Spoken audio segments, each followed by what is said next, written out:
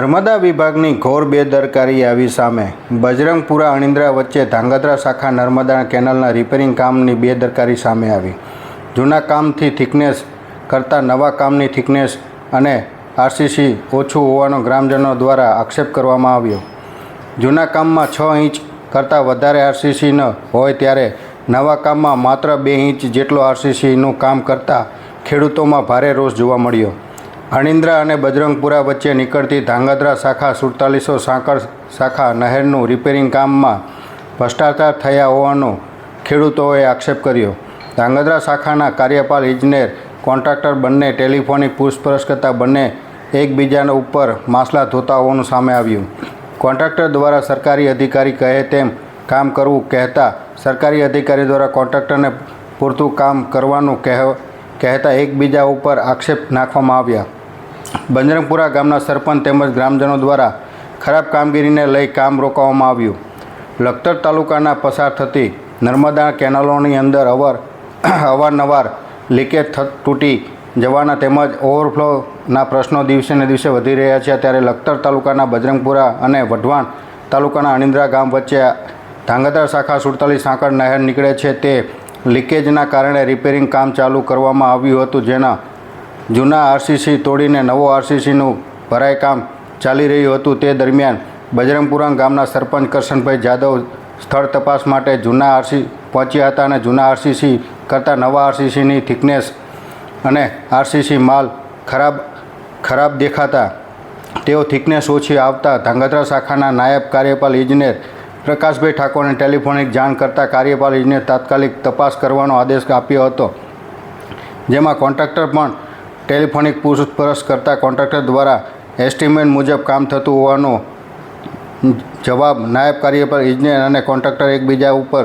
સાચું કહે કે બીજા ઉપર ઢોળતા હોવાનું સામે આવ્યું હતું। નર્મદા કેનાલના અનેકો રિપેરિંગ કામની અંદર ગેરરીતિ અવારનવાર સામે આવતા સુરેન્દ્રનગર જિલ્લા તંત્ર દ્વારા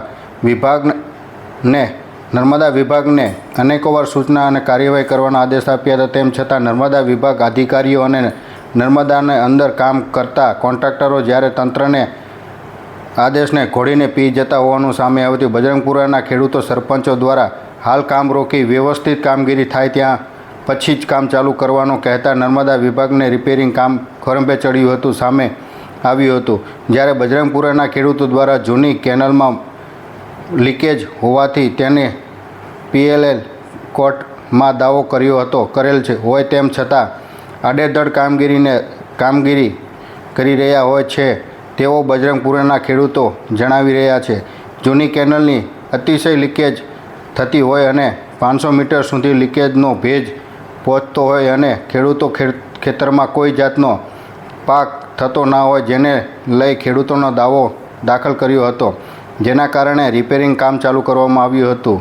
રિપેરિંગ કામ હાલ જૂની આરસીસી તોડીને નવી આરસીસી કરી રહ્યા હોય અને આરસીસીના જૂની આરસીસી કરતાં નવી આરસીસી ઓછી હોવાનું પણ સામે આવ્યું હતું।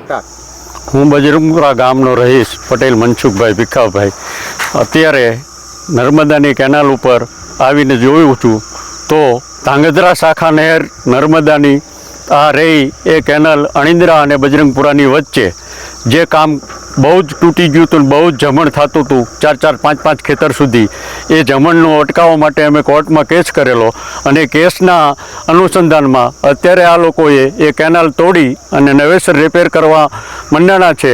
પણ જે એ લોકોએ બાંહેધરી આપી હતી કે અમે નીચે પ્લાસ્ટિક મારી ઉપર લોખંડની જારી મારી અને 6 ઇંચ જાડું તમને બાંધકામ કરી આપશું, પણ એ માયલું કાંઈ જ થતું નથી અને ફક્ત ને ફક્ત 2 ઇંચ જાડો માલ ચડાવે છે। તો આના માટે કંઈક આગળ તમારે ઘટતું કરવા વિનંતી। બીજું, અહીંયા એક જે સાયપર આવેલું છે અંડરગ્રાઉન્ડ નાળું, એના 3 બોગદા બનાવેલા છે, એમાં એક બોગદું બિલકુલ બંધ છે અને બીજા બોગદાની અંદર નકરો કચરો ભરાણેલો છે જારિયારે, અને એક જ બોગદું ફક્ત ચાલુ હોવાથી પાછળ કેનાલ ઉભરાય છે અને એના હિસાબે અમારે 4-4 ખેતર સુધી જામણ નીકળે છે। હા, મારું નામ જાદવ કરશનભાઈ નરસિંહભાઈ છે, બજરંગપુરાના રહેવાસી છું અને બજરંગપુરા ગ્રામ પંચાયત સરપંચ પણ છું। અને આ અમે અગાઉ કોર્ટમાં આ બધા ખેડૂતે ભેગા મળી અને ખેડૂતોએ કેસ કરેલો છે અને એના અનુસંધાને 3 વર્ષથી કેસ ચાલે છે. આ લોકો નવું કામ ચાલુ કર્યું અને એ કામ સાવ બોગસ છે. અગાઉ એવડે લોકો આરસીસી તોડી અને એમના તૂટેલા ઓલે કેનાલ એમને ચાલુ કરી દીધી છે અને કેનાલ ચાલુ કર્યા પછી એ આજુબાજુ ધોવાણ થયું છે. ધોવાણ થયા પછી અમે બધાએ ખેડૂતે ભેગા મળી અને સાહેબોને રજૂઆત કરી તો એવડે અહીંયા આવીને મિટિંગ કરી ગયા.